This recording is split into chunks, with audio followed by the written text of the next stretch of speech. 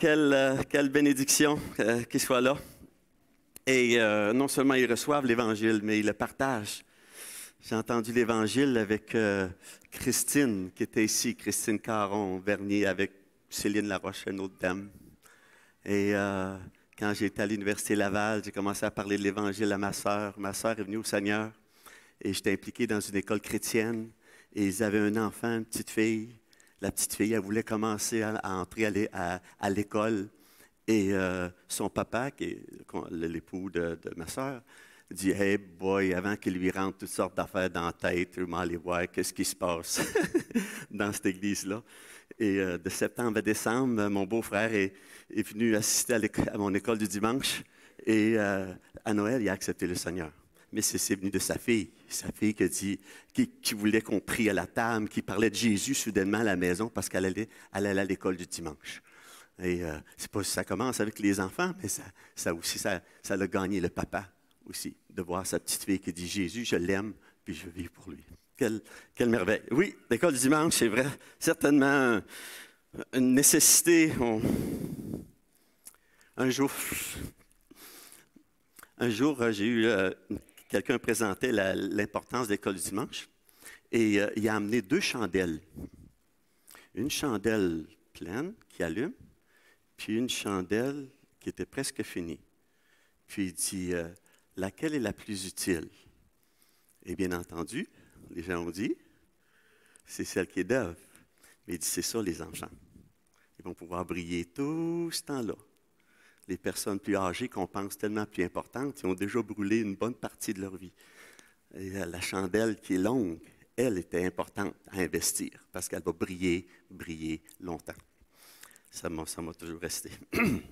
Ce matin, le thème de l'amour, surmonter le mal par le bien.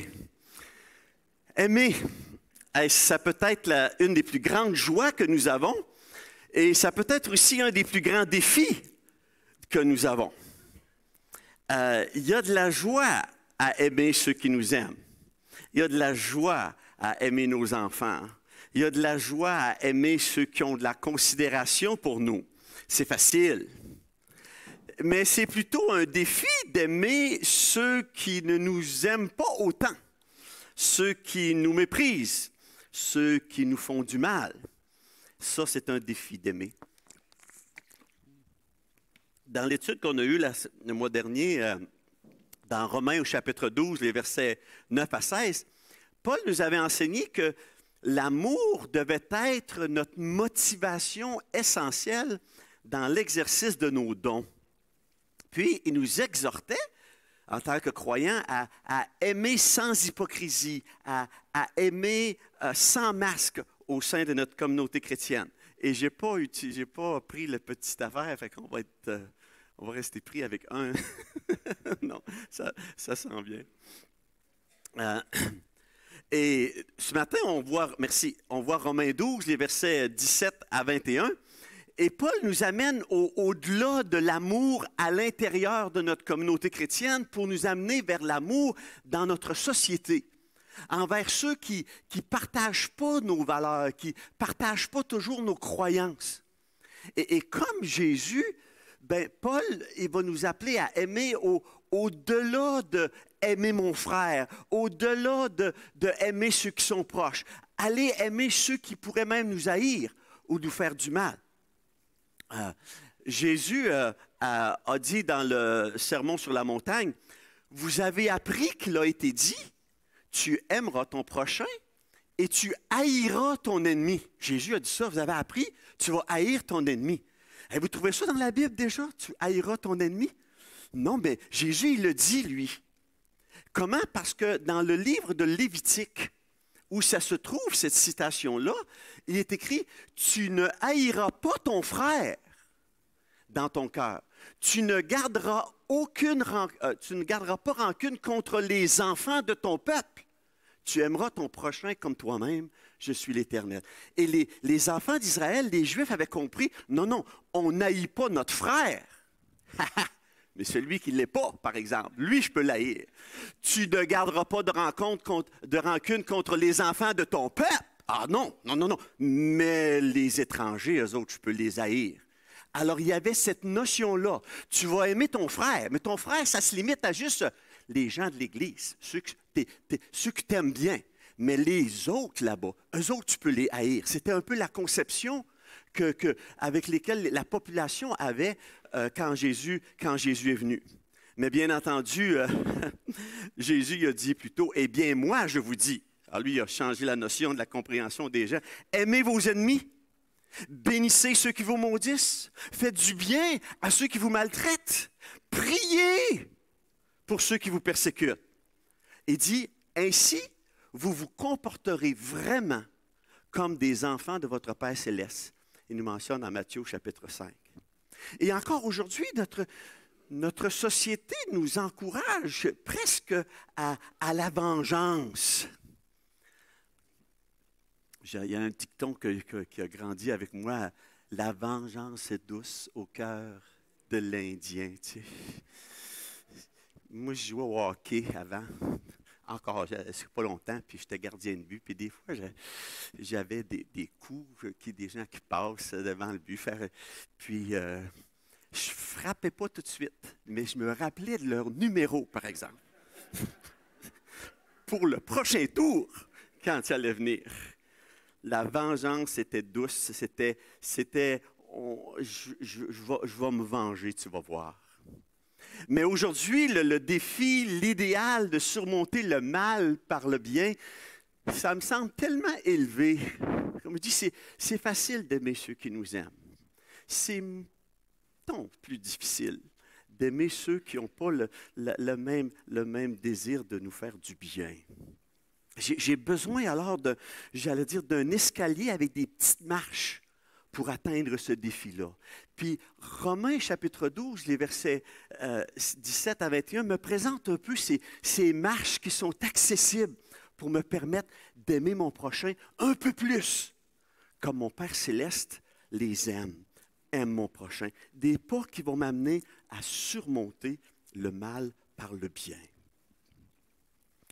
Avant de lire le texte, prions. Seigneur Dieu, encore une fois, merci pour ta grâce. Merci parce que de ta part, tu nous as aimés. Tu m'aimes, tu nous aimes encore. Même si nous, on n'a pas toujours été des personnes aimables, on était des enfants de colère comme les autres.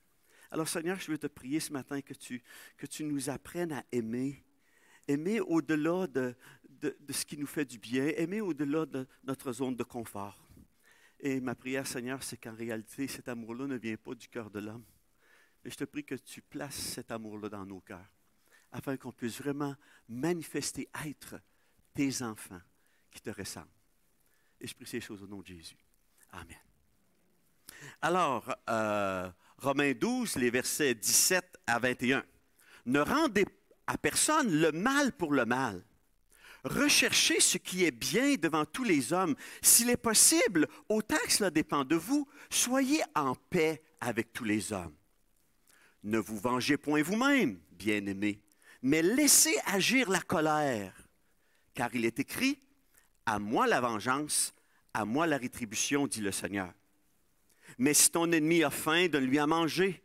S'il a soif, donne-lui à boire, car en agissant ainsi, tu amasseras des charbons ardents sur sa tête. Ne te laisse pas vaincre par le mal, mais surmonte le mal par le bien. » Comment surmonter le mal par le bien? Quel petit pas est-ce que je peux faire? D'abord, je peux surmonter le mal par le bien en réalisant qui je suis. En réalisant d'abord que nous sommes des artisans de paix. Dans un monde qui est toujours en conflit perpétuel, le chrétien est dans le monde comme celui qui procure la paix. Pas simplement celui qui l'espère de la part des autres, mais c'est celui qui l'a.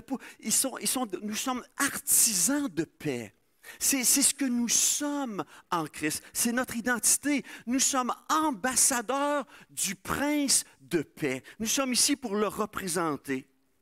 Et c'est pour ça que Jésus disait dans les Béatitudes, « Heureux ceux qui procurent la paix. » Ça, c'est bien différent de « Heureux ceux qui, peace, peace, laisse-moi la paix, là, donne-moi la paix. » C'est pas ça. Heureux ceux qui la procurent.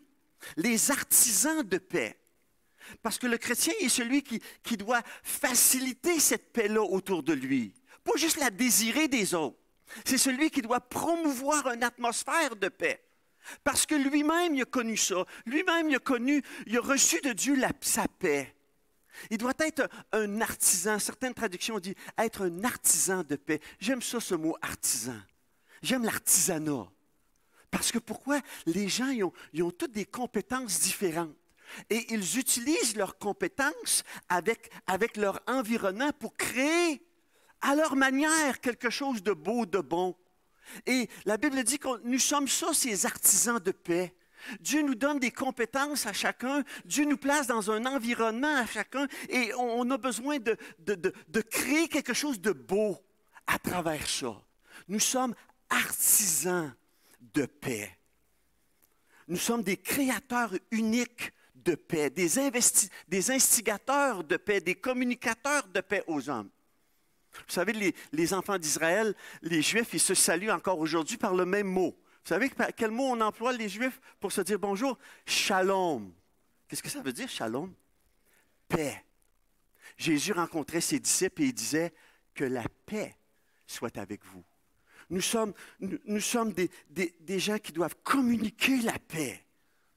Et on recherche la paix dans le monde, bien entendu, mais la paix dans le monde, ça commence par la paix dans mon monde à moi. Cette semaine, il y avait une grande marche à Montréal, c'est nouvelles partout. On veut sauver la planète, on veut faire attention à notre environnement. Mais le principe, toujours, c'est on peut penser globalement, mais on doit agir localement. Qu'est-ce que moi je fais aujourd'hui pour que toute la planète aille mieux? Ah, c'est donc triste, toute la planète va mal. Mais qu'est-ce que je fais, moi? Comment, dans mon milieu à moi? Alors, je me suis amené une bouteille ce matin, plutôt que les bouteilles de plastique. Allez, je dis, garde ça, là. Réutilisable, pas de paille. Ah, c'est merveilleux. Mais on doit penser globalement à la paix. Mais il n'y aura pas de changement dans le monde s'il n'y a pas de changement autour de moi. Parce que nous sommes appelés ambassadeurs du Prince de paix. Nous devons rechercher le bien de l'autre, rechercher ce qui est bien devant tous les hommes. Le mal qui nous est fait ne nous justifie pas de faire le mal en retour. Le texte de Paul avant disait « Ayez le mal en horreur. Attachez-vous fortement au bien. » Tu m'as fait ça, ben moi je te fais ça, on est quitte, dent pour dent, œil pour œil. Non. Je dois me rappeler même que mon pire ennemi, il est toujours une créature de Dieu. Mon pire ennemi, Dieu, il l'a créé. Dieu a un merveilleux plan pour lui aussi. Il l'aime. Il l'aime lui aussi sans condition. Il a même décidé de faire lever son soleil sur les bons comme sur les méchants. Moi, je me pense bon, mais lui est méchant, mais même lui, Dieu a décidé d'envoyer la pluie vers lui, de lui envoyer le soleil. C'est ce que je sais être bien qui doit dicter ma conduite devant tous les hommes. Nos actions ne doivent pas contredire notre profession de foi. Ou dans les mots d'aujourd'hui, les bottines doivent suivre les babines. Nous sommes artisans de paix, mais fais attention, toi, si tu marches sur mon gazon, tu vas en entendre parler. Tss, nos bottines doivent suivre nos babines. Nous devons rechercher la paix et poursuivre la paix envers tous. Et Dieu, il est réaliste quand même. Toujours, il est réaliste. Il dit, si c'est possible, en autant que ça dépende de vous, soyez en paix avec tous les hommes. Si c'est possible, parce qu'en réalité, il n'est pas toujours possible de faire triompher la paix autour de nous. Nos meilleures bonnes actions, notre meilleure bonne volonté n'égale pas toujours la paix. Nous ne sommes pas ultimement responsable des décisions des autres. Parce que la paix, c'est un lien entre deux personnes. Et moi, je suis responsable de moi-même et chacun de nous rendra compte à Dieu pour lui-même. Mais mon influence doit faire toute une différence. Si c'est possible, si ça dépend de vous, parce que j'ai une influence à donner, mon influence doit contribuer à la paix même si le résultat final n'est pas pacifique. Parce que Dieu nous appelle à être des instruments de paix, pas des provocateurs de troubles. Nous sommes des instruments de paix. Et je dois regarder chacune de mes relations et me dire, est-ce que je contribue à la paix? Est-ce que je contribue autour de moi à régler les conflits plutôt que les faire perdurer? Il y a un texte qui m'influençait beaucoup quand j'étais jeune chrétien. Il vient de Jean Coutu. En tout cas, Jean Coutu en a parlé. Oh, si je vous demandais, Jean Coutu, c'était-tu un comédien, un pharmacien ou un électricien? Qui était Jean Coutu? Ah, vous pensez que c'est un pharmacien, hein? Parce que vous voyez les pharmaciens Jean Coutu. Non, non, non. Jean Coutu était un comédien. Un très grand comédien quand la TV est arrivée dans les foyers du Québec, puis que les gens regardaient le survenant, les grandes émissions de Radio-Canada, il y avait Jean Coutu. Et quand moi j'ai grandi, Jean Coutu, il avait fait un poème qui s'appelait Desiderata. C'est pas lui qui l'a fait, ça venait des Américains en 1927, en quelque part. Mais Jean Coutu, il avait une voix bien basse, puis il faisait ça. Vous pouvez regarder sur YouTube, Desiderata, Jean Coutu, vous allez l'entendre, il est formidable. Il avait une voix bien, puis il disait, autant que faire se peut et sans courber la tête, sois ami avec tes semblables. Exprime ta vérité calmement et clairement, et écoute les autres, même les plus ennuyeux ou les plus ignorants. Eux aussi ont quelque chose à dire. Sois en paix avec Dieu. Et c'était tout un affaire. C'était vraiment beau. C'était presque biblique, cette affaire. Ça me touchait. Sois en paix avec les autres. Sois ami avec tes semblables. On doit rechercher pour cela. Ça me touchait. Il y a plein des années, puis encore aujourd'hui, j'aime entendre ça parce que You are the son of the universe. C'était le chant qu'elle avait. Vous êtes un fils de l'univers. Vous avez de la place ici. C'est humaniste. Mais quand, soudainement, je suis chrétien, je réalise, oui, je suis plus qu'un fils de l'univers. Je suis un fils du créateur de l'univers. J'ai ma place ici. Et mon rôle ici, c'est d'être sel et lumière. C'est d'être un instigateur de paix. Pour surmonter le mal par le bien, je dois comprendre d'abord que je suis un instrument de paix. Je dois aussi renoncer, le texte me dit, à la vengeance personnelle. Je dois me rappeler que la vengeance est de juridiction divine et pas de juridiction personnelle. Le chrétien ne doit pas se faire justice lui-même. La loi du talion, œil pour œil, dent pour dent, qu'on trouve dans Deutéronome au chapitre 19, c'était un concept judiciaire pour punir équitablement les fautes des individus, mais ça s'appliquait devant un juge. Si on tournait dans Deutéronome chapitre 19, ça dirait, si quelqu'un a fait une méchanceté, puis on veut faire justice, bien, le sacrificateur, les juges vont venir, ils vont examiner la situation et ils vont voir qu'est-ce qui se passe. Et finalement, dans leur décision, ils vont rendre une décision qui va être équitable, qui n'est pas trop exagérée, puis qui ne vaut pas rien. Équitable, œil pour œil, dent pour dent. C'était donné au système judiciaire juif. Mais les Juifs, chacun d'entre nous, on était rapides à dire, oh, si c'est vrai pour les autres, c'est peut-être vrai pour moi. Alors là, on a commencé à penser, je vais me faire justice moi-même. Et puis Jésus, il corrige ce mauvais usage-là. Et il dit au contraire, dans Matthieu 5, de ne pas résister aux méchants, mais au contraire, lui manifester de la bonté. Au contraire, être même prêt à subir une injustice. À ce moment-là, il y avait les soldats romains en Israël, puis il y avait du bagage, des choses de soldats. Et s'il rencontrait un Juif, il pouvait le prendre par le bras et il dit « Transporte mes affaires pour 1 000 ». C'était dans la loi. Il n'y avait pas personne, on ne pouvait pas dire « Oh non, non, j'ai un rendez-vous ». Non, non. Tu ramasses mes affaires et tu marches avec moi 1 000. Et qu'est-ce que Jésus dit? Hey, tu vas peut-être le gagner, le 2e 1000, par ta bonté. Fais-en 2 avec lui. Montre-lui que tu ne résistes pas au méchant, mais que tu lui fais de la bonté supplémentaire. Et peut-être que ça va toucher son cœur. Le chrétien ne doit pas se faire justice lui-même.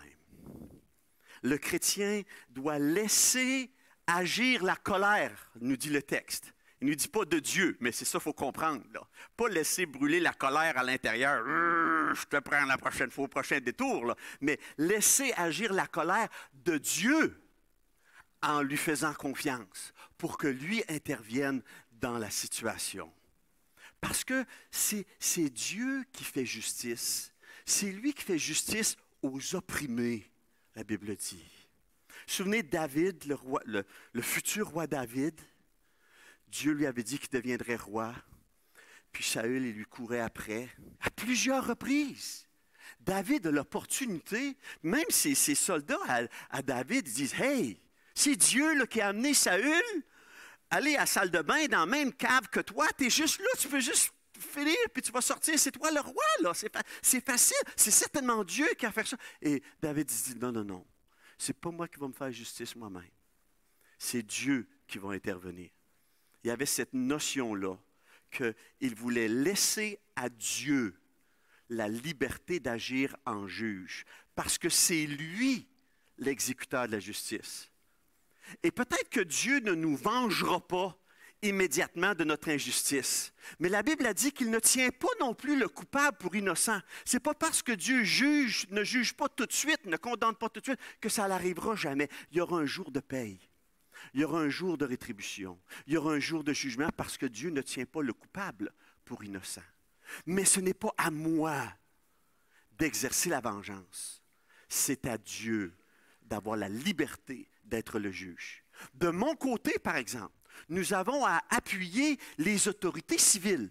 C'est ce que Paul va parler dans Romains chapitre 13 tout de suite après au sujet des autorités civiles. Dieu a transmis une partie de son autorité aux parents, a transmis une autorité aux professeurs, aux employeurs, au gouvernement, afin de punir le mal puis d'encourager le bien. Alors, dans un sens, il y a une méthode d'exercer la justice aujourd'hui, et c'est à travers les autorités civiles.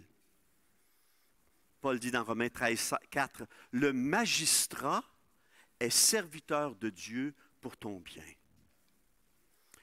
Surmonter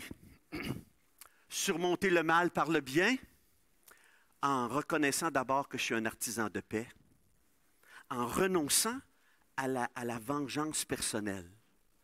Je dois surmonter le mal par le bien en rendant service plutôt que de me venger, rendre service à mon prochain. Le chrétien est appelé à prendre les devants. Il est appelé à donner. Il est appelé à surmonter, c'est ça le texte qui nous dit, à surmonter le mal, à passer par-dessus et faire le bien. Le chrétien est appelé à répondre aux besoins de son prochain. Faire du bien, ben, c'est tendre la main à celui qui a faim, qui a soif. Faire du bien, c'est partager avec mon prochain les bénédictions que Dieu m'a communiquées. Si ton ennemi a faim, hein, va travailler, tu vas avoir de la nourriture. C'est pas ça la réponse. Ton ennemi a un besoin, donne-lui à manger. Il a soif, donne-lui à boire. Le chrétien est appelé à répondre aux besoins. Et quand il fait cela, bien, il replace la culpabilité sur la tête du méchant. Ça, c'était tiré de Proverbes chapitre 25, et dans notre texte de Romains 12, mais Paul est en train de citer un proverbe, parce que ça termine en disant « Car ce sont des charbons ardents que tu amasses sur sa tête, et l'Éternel te récompensera. » L'Éternel n'oubliera pas ton geste, même si ton ennemi peut facilement l'oublier. Mais en faisant le bien, on replace la culpabilité sur la tête du méchant. Ce sont des charbons ardents que tu amasses sur sa tête. Et puis l'Éternel ne t'oubliera pas. L'Éternel te récompensera. Parce que Dieu voit le bien du croyant et il va le récompenser. Et même, il peut utiliser le bien de deux manières. Soit pour augmenter la culpabilité du méchant, soit pour l'amener à la conversion. Parce que en pardonnant au méchant, quand je fais grâce au méchant, en réalité, j'augmente sa culpabilité. Sa culpabilité s'accumule. Romains chapitre 2, le verset 4 et 5, il dit, j'ai oublié, Romains 2, 4, 5, il dit, la bonté de Dieu, ne sais-tu pas que la bonté de Dieu te pousse à... Il dit, ou méprises-tu les richesses de sa bonté, en parlant de la bonté de Dieu, de sa patience, de sa longanimité, ne reconnaissant pas que la bonté de Dieu te pousse à la repentance? Mais par ton endurcissement et par ton cœur impénitent, tu t'amasses un trésor de colère pour le jour de la colère et de la manifestation du juste jugement de Dieu. Il dit, ne sais-tu pas que la bonté de Dieu devrait te pousser à la repentance? Et quand quelqu'un vous fait du tort et vous retournez la monnaie en faisant du bien, la bonté de Dieu, la bonté que vous avez, même envers votre ennemi, peut le pousser à la repentance. Ou augmenter sa culpabilité. Pardonner puis remplacer le mal par l'amour chrétien, ça place un poids de culpabilité sur la conscience du méchant. C'est pour ça qu'il t'est dit, ce sont des charbons ardents que tu amasses sur sa tête. On transportait dans le passé des fois des charbons pour garder le feu sur la tête dans des pots, mais avoir ça sur la tête, ça chauffe la conscience. Et c'est ça, quand je retourne le bien pour le mal, je suis en train de faire cuire, de chauffer la conscience du méchant. Et ça va l'amener peut-être à se repentir de tout ça. Ça peut l'amener, cette conscience tourmentée par l'amour que les gens ont, peut-être gagné pour Christ. Et peut-être qu'il se convertira. D'ailleurs, qu'est-ce qui vous a amené au Seigneur? On était des enfants de colère comme les autres. On était-tu plus pacifique que les autres? Saul de Tarse, ça n'avait pas l'air d'être trop soft, ben, là. Mais qu'est-ce qu'il a gagné? L'amour de Dieu. L'amour de Dieu fait fondre la méchanceté du cœur. Et c'est ça qui nous a gagnés et qui nous a amenés à nous détourner du mal pour le suivre. La semaine passée, je lisais dans 2 Rois, chapitre 6, Élisée, prophète d'Israël. Je ne sais pas trop l'heure qui reste, là, mais en tout cas. Élisée, le prophète d'Israël, les Syriens étaient contre Israël, puis le roi de Syrie essayait de faire toutes sortes d'intrusions dans le pays d'Israël, puis à toutes les fois qu'il essayait de faire une intrusion, Élisée, il pouvait dire au roi d'Israël, va pas là aujourd'hui parce que les Syriens. Fait que le roi de Syrie, il dit, veux-tu bien me dire, y a-tu un stool parmi nous autres, là? Toutes les fois que je fais quelque chose, ils le savent. Fait que, il y en a un qui dit, non, ils ont Élisée de le bord, là. Élisée, il est dans sa chambre, puis il sait ce que tu fais, puis il va dire au roi d'Israël où ce que tu vas, t'es fait. Fait qu'il dit, OK, mais allez le chercher. Alors le roi de Syrie amène une armée pour ramasser Élisée. C'est ça. Et là, Élisée dit, Seigneur, rends-les aveugles. Et puis l'armée arrive, il ne voyait rien.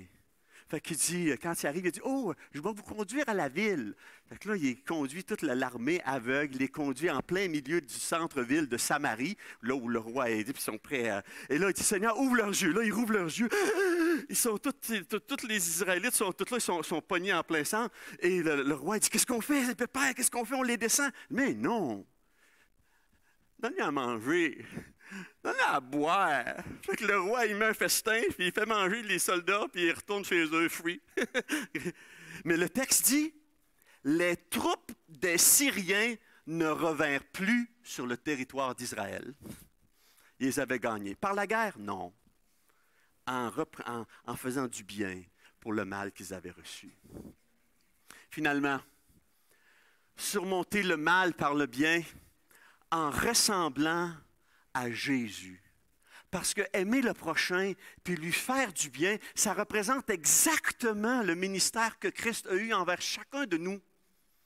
Dieu prouve son amour envers nous en ce que lorsque nous étions encore des pécheurs, Christ est mort pour nous. Le texte dit que lorsqu'on était encore des impies, lorsqu'on était encore des ennemis, qu'est-ce que Dieu a fait en réponse? Il est mort pour nous. Parce que Jésus est venu sur la terre pour aimer, pour faire le bien, pour être le meilleur artisan de paix. À la fois pour nous procurer paix avec Dieu et pour nous montrer comment être en paix avec nos semblables. Et la croix est certainement cette ultime évidence que l'amour couvre une multitude de péchés. Alors ce matin, comment surmonter le mal par le bien? Bien, j'aimerais vous dire qu'il y a des marches qui sont disponibles. D'abord, Dieu nous a laissé des principes qu'on peut suivre pas à pas. On en a énuméré quelques-uns ce matin. Jésus aussi nous a donné, Dieu nous a laissé l'exemple de Jésus parfait. Il nous a dit, lui qui injurié ne rendait point d'injure, maltraité ne faisait point de menaces, mais il s'en remettait à celui qui juge justement. Non seulement Dieu nous a donné des principes, non seulement il nous a donné un modèle en Jésus-Christ, mais le Seigneur nous a donné son Saint-Esprit. Et ça, c'est une puissance. Vous recevrez une puissance, le Saint-Esprit survenant sur vous.